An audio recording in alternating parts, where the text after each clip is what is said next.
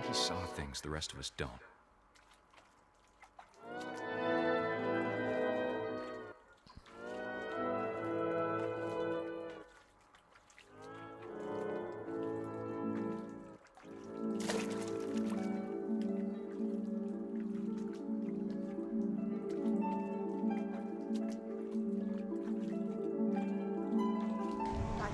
Gregory, it's time to...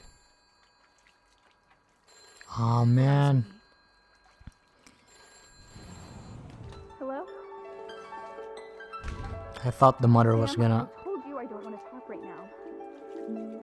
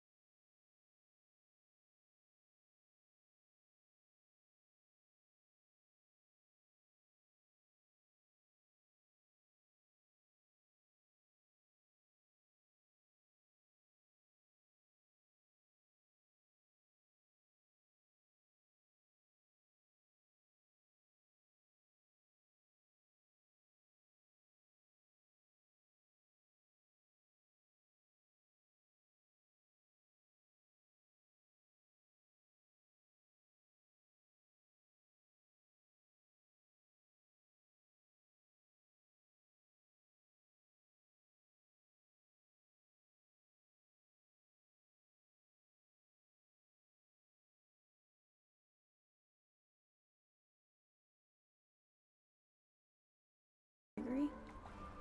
I know you did everything you could. Maybe if I hadn't called that night. Damn it. Ah, so Sam again called. I don't want Gregory to hear this.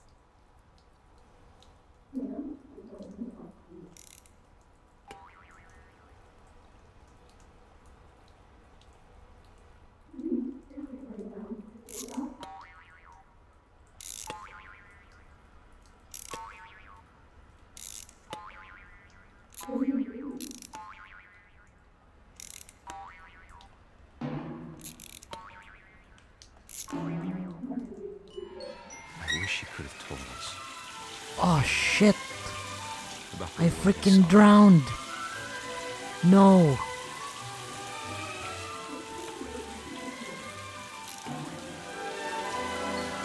There's so much I don't understand.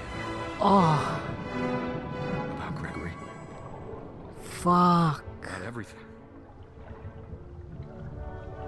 Oh shit, man, Gregory died. He drowned. Fuck. I know what happened wasn't your fault.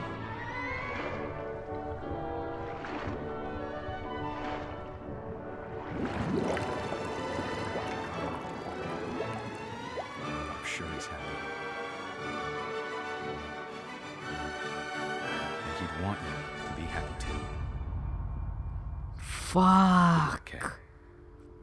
love, Sam.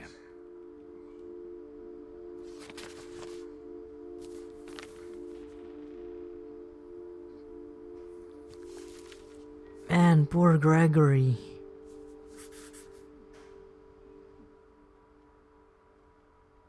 Fuck. That was heavy, man. Poor Gregory. He drowned.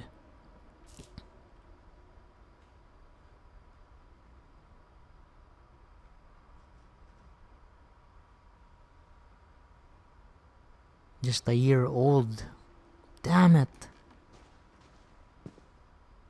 It was a freaking accident.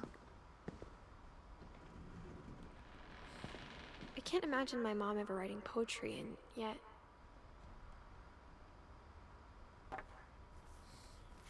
A poem for Gus, who always said the wedding was a bad idea. Our father never hit us kids, at least not very hard, before the day my brother said with teenage disregard that he'd be dead before he'd see a wedding in our yard.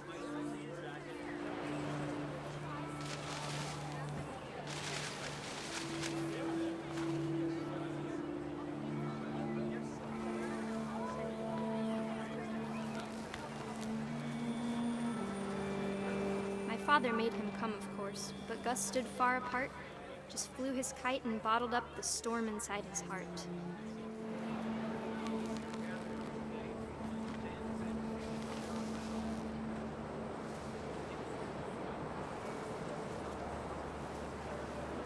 I tried to talk him out of it, but though he'd never met her, we don't need a stepmom, were the words that I now pronounce you husband and wife. You may kiss the bride.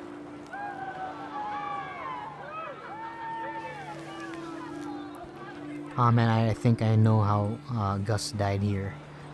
I think he got struck by lightning because of this freaking kite.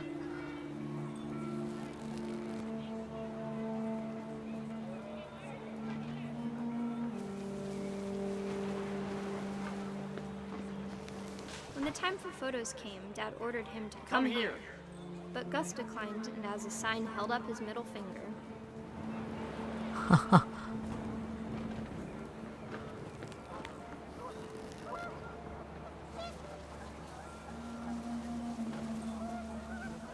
The wind picked up and panicked geese appeared and quickly went.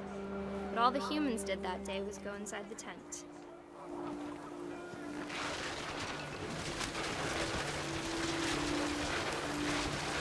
The rain came down in buckets then, but no one seemed afraid that nature might destroy the tent our dad had crudely made.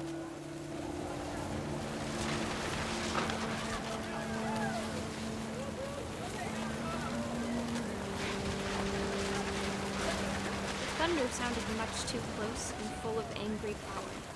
But all my father said to this was, "Make the music louder."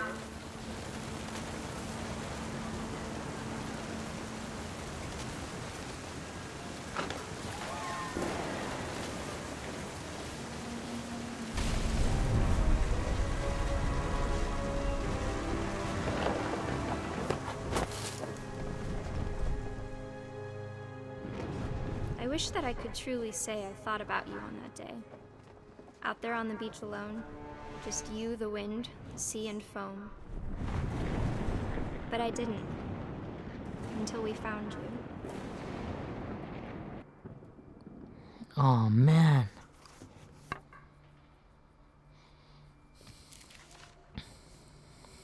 She never talked about him, but Mom told me once if I was a boy, they were going to name me Gus. Okay, so I think we're nearing the end here. We've got 1, 2, 3, 4, or 5. Oh, we've got Sanjay. Still got lots.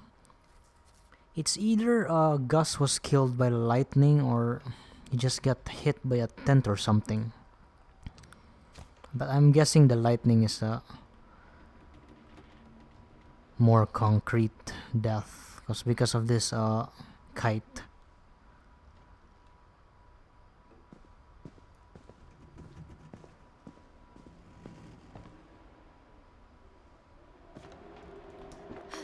My mom moved up to the loft after her brothers died. At the time, it was as far away as she could get.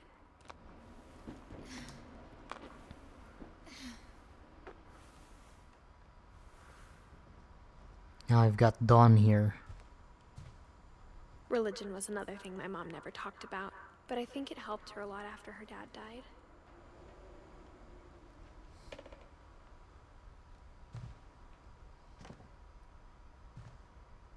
Ah, Dawn and Sanjay. She spent a summer building houses in Calcutta, where she met my dad, Sanjay. Ah. Okay, so Sanjay is the father. Fly to India. Okay, so I didn't know that. So Sanjay is our father. Dawn is our mother. My mom moved to India a week after graduation and got a job teaching English. Louis was born a year later.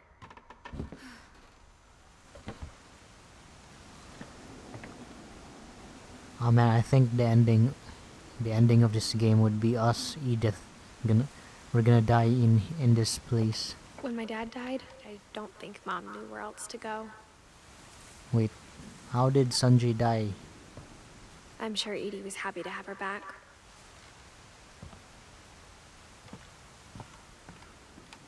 The house had to get a little bigger, but Edie was used to that.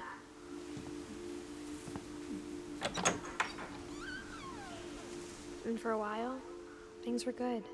Almost normal.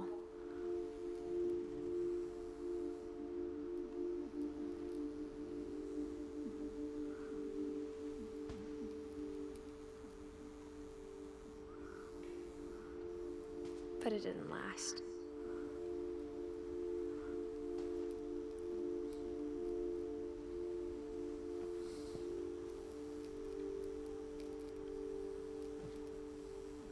I think that's us here. There's Dawn, Sanjay. Huh.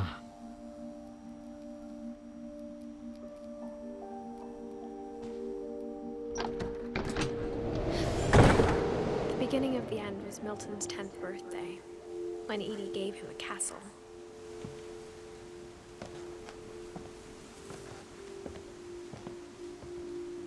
Wait, we don't have a key here.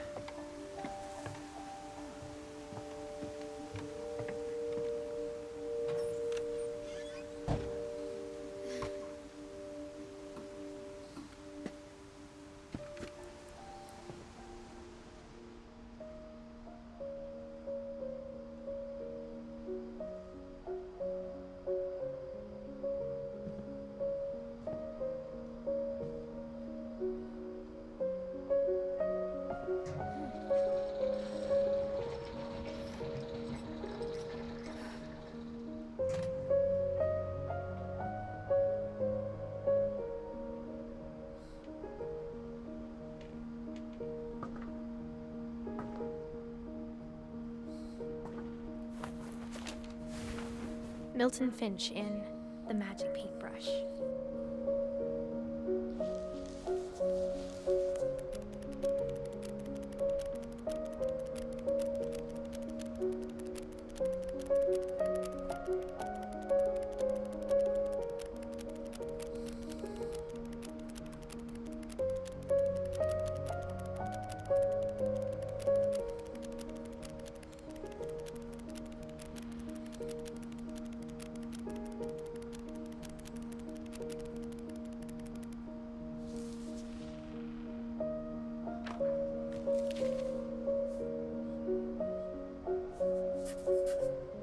I was 4 when Milton disappeared.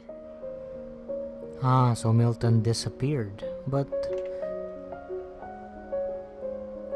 how can we assume that he's dead?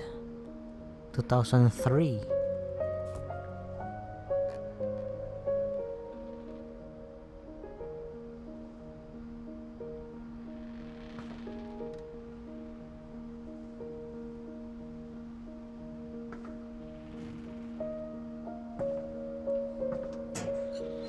Mom spent months searching for my brother. Then she sealed the doors.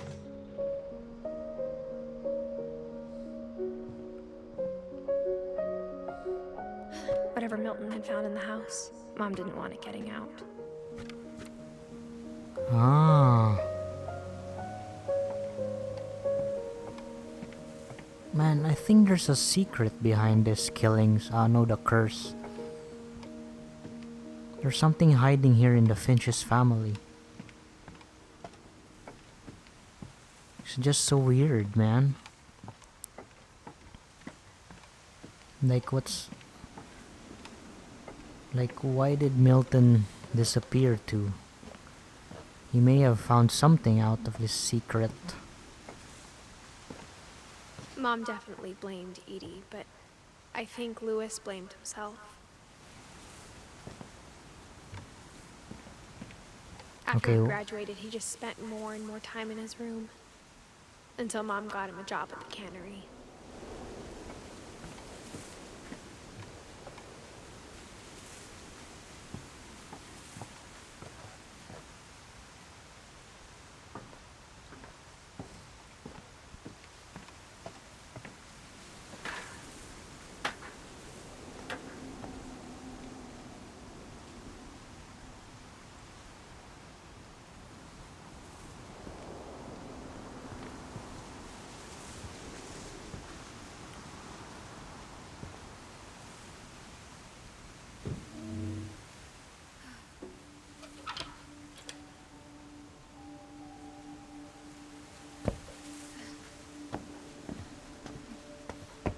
Lewis's room smelled very, very familiar.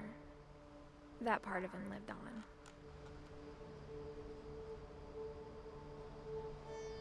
Oh frick, don't go out, frack. I think Lewis is a junkie or an addict. Just look at the Sisha there. He's onto drugs, man. Frickin' drugs.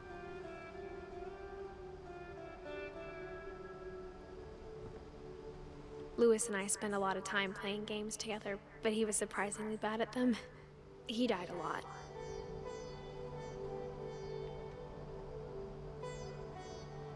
Wonderland Turbo. It looks like a freaking PlayStation.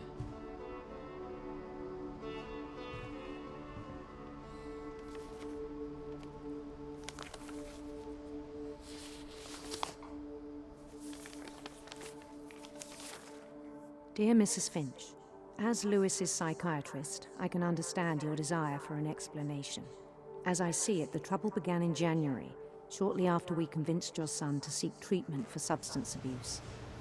Newly sober, I believe Lewis first noticed the monotony of his daily life.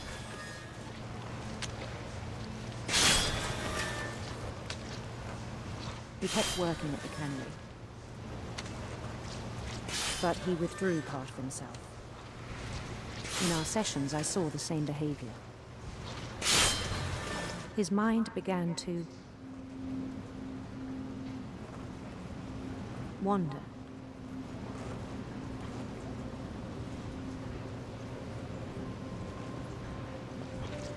I asked him to describe it. He said he started small, imagining a labyrinth. Okay, I'm controlling the freaking labyrinth and also my freaking job here. He'd feel his way about. Then something moved.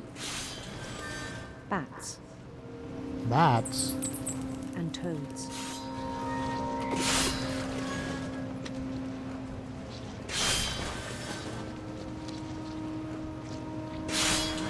And things that have not names. He knew it was all in his head. But he took it very seriously. I had hoped he'd find himself.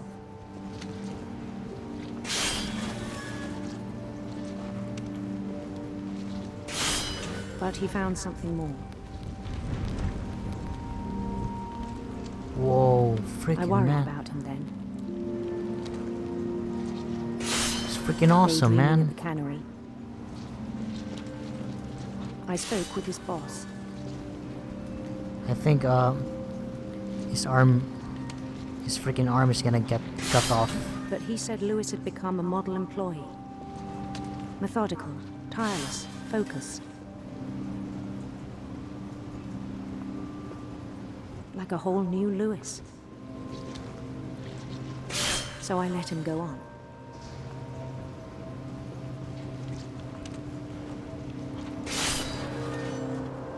I even encouraged him. It seemed very promising at first. He told me he'd made a new friend.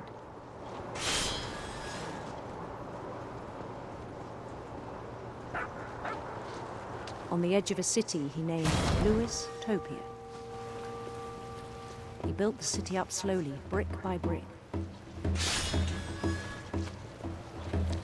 Then he made musicians. Man, freaking Lewis is trippy.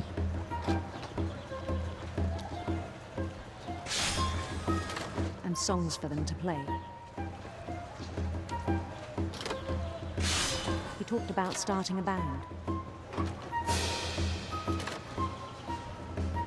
And he was always humming something. Every day his imagination grew stronger.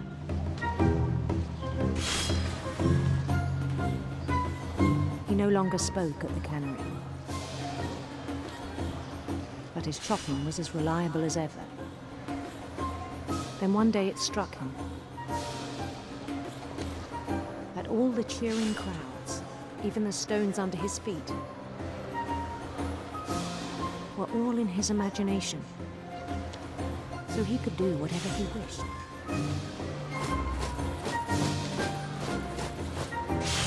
He held an election for mayor. Election for mayor. And he won. They begged him to stay, but his mind was already wandering. It became a game for him.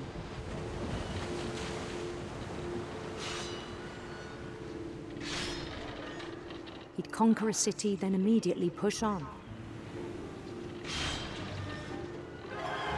New Louisville.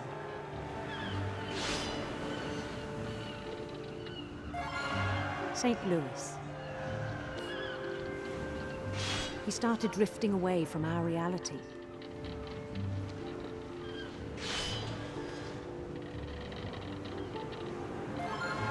Minneapolis, until one day he forgot to go home from the cannery. Even as his mother pleaded with him, part of Lewis kept sailing on. Ah. The frick is happening to him?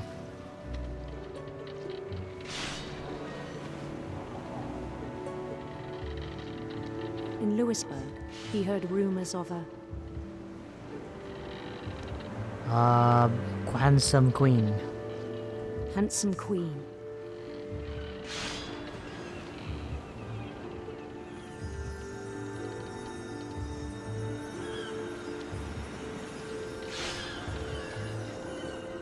The queen was on her own quest for The sinister serpents. sinister serpents.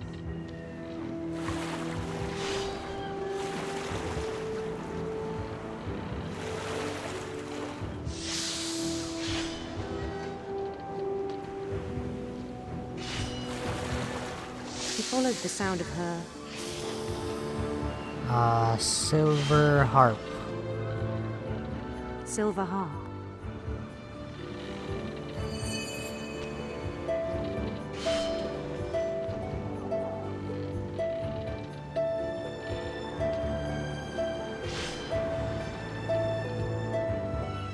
His chase led him to a golden palace east of the sun and west of the moon.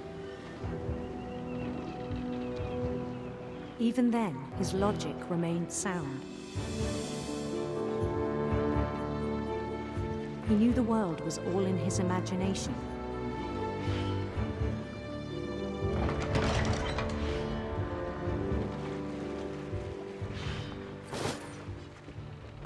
But he was so proud of having created it.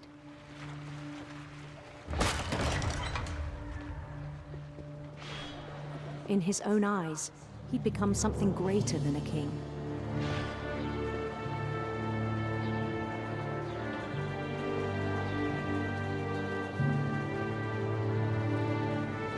For someone who'd never known success in the real world, I think it was overwhelming. And then it struck him that the real Lewis was not the one chopping salmon, but the one climbing the steps of a golden palace. Man, Lewis is getting crazy here. Losing his mind. My imagination is as real as my body, he told me.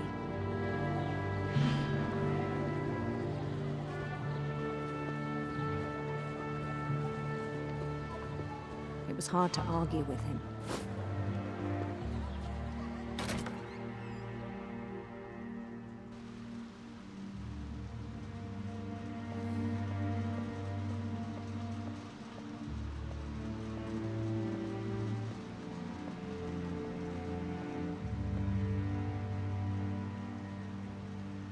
I began to forget the world we know.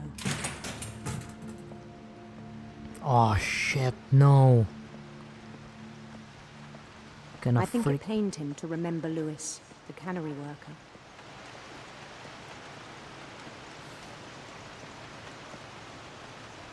Oh, I think that's Lewis there. He's gonna push her.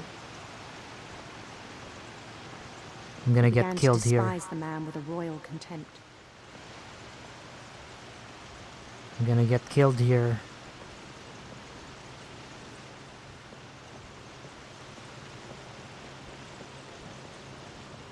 Oh man. I still thought I could save him. No. Even after he said he was being crowned king over all the lands of wonder. No. The palace would be packed with his companions.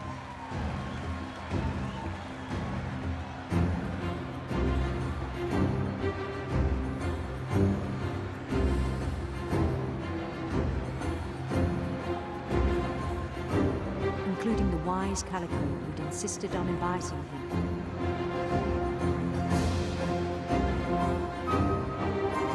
Got a giant cat here.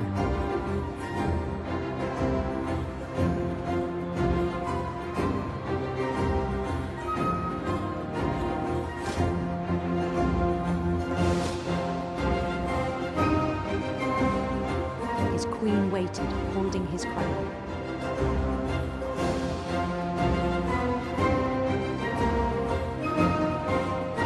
There was only one thing left to do.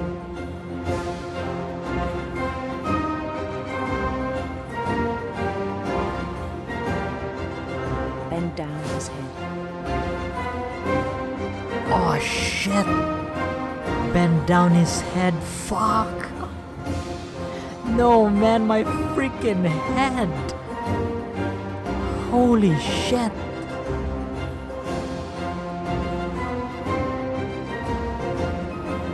Fuck. And the rest I think you know. Mrs. Finch, your son was a kind man who will be missed by all of us who knew him. Fuck. Fuck. My brother was really cool. I wish you could have met him.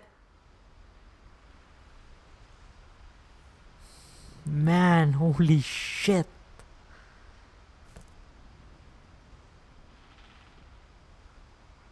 That was freaking heavy.